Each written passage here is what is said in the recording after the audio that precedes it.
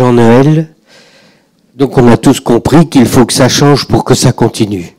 Ça, c'est clair. Mais que faire pour booster ce qui pour moi est l'essentiel, le collectif, c'est-à-dire la façon de faire qu'ensemble on puisse changer.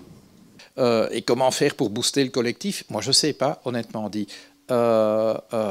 Les jeunes se sont manifestés. On me demande, oui, mais qu'est-ce qui a fait qu'en Belgique, maintenant, là, subitement, il y a eu des manifs climat, plus savoir où les mettre? Eh bien, je ne sais pas. À un moment, il y a eu un déclic.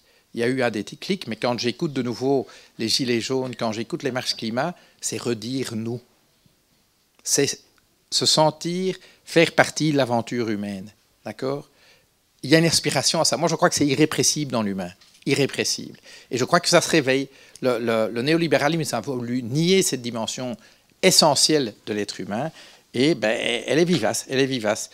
Mais évidemment, il y a une bataille à mener, d'abord en résistance à cette société du tout de suite. Le dimanche non travaillé. Mais c'est important que la société s'arrête. Enfin, on va dire, oui, mais parce que vous êtes chrétien, vous dites ça. Mais je pense que qu'est-ce que le jour chômé nous dit? C'est que l'être humain n'est pas juste un producteur et un consommateur. C'est que nous sommes autre chose que ça. Et donc, le fait, comme société, de pouvoir s'arrêter à intervalles réguliers est super important. Et donc, cette logique du 7 x 24, c'est insensé. C'est absolument insensé. Donc, quand on résiste à ça, on passe pour des intégristes. Non, on passe pour des résistants de l'humanité. D'accord? Mais c'est ça qu'on défend. C'est ça qu'on défend. Donc, en fait, pour l'instant, il faut reconnaître que face au rouleau compresseur de la marchandisation de tout et de tous, eh bien, pour l'instant, le premier combat est un combat de résistance. Mais ce que je constate, c'est que la résistance, elle fait beaucoup d'adeptes. Parce que, je veux dire, à mon époque, quand on était gradué ingénieur, on se retrouvait très vite dans une multinationale, dans un cabinet de conseil, etc. Et la compétition, c'est à qui aurait le plus vite la plus belle voiture de société. Ça, c'était le symbole du statut. Combien, moi, quand je vois mon fils est ingénieur, sa copine aussi, ils veulent... Et ils sont plusieurs, enfin, ils ne sont pas majoritaires dans leur promotion, mais ils sont nombreux à dire « Non, moi, j'irais bien enseigner. Moi, j'irais bien être maraîcher. Moi, j'irais bien faire de la coopération. Mais me retrouver dans une grande multinationale?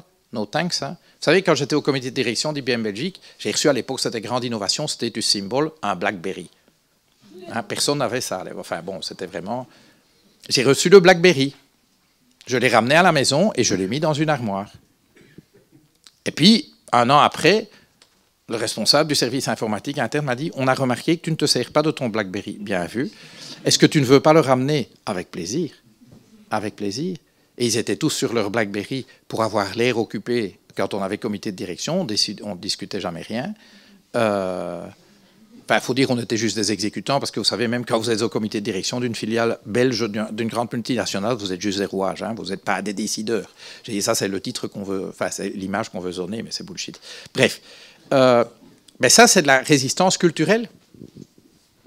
Alors, c'est pas pour ça que ça fait des émules tout de suite, mais moi, je crois qu'il y a... J'ai le sentiment, mais démentez-moi, mais il y a un changement tectonique qui est en train de se passer dans nos sociétés.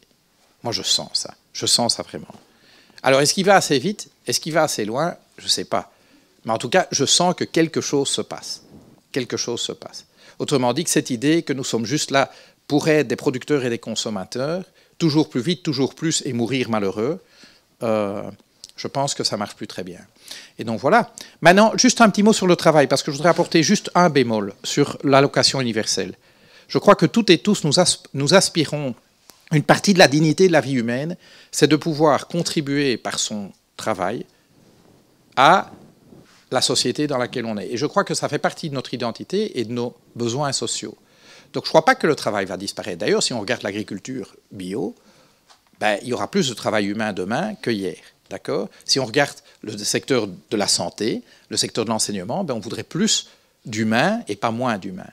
La seule chose, c'est que nous voulons répartir le travail différemment pour que tous aient l'occasion et toutes aient l'occasion de contribuer par leur qualité à ce que nous vivions une chouette vie. Et donc qu'une partie de ce travail soit non rémunérée, c'est très bien, mais qu'une partie de ce travail soit rémunérée, c'est très bien aussi. Simplement, l'allocation universelle donne une couche de sécurité de base à tous et à toutes, qui est quelque part de nouveau une traduction de l'article 1. Ben, on reconnaît que tous les êtres humains ont une égale dignité, et donc on leur donne, parce qu'aujourd'hui les machines créent de la valeur, sans même intervention humaine, ben, on leur donne une part de cette valeur, qui est une sorte de matelas sur lequel construire. Enfin, on ne construit pas sur des matelas, on construit sur du solide, évidemment. Mais bon, bref, l'image est mauvaise.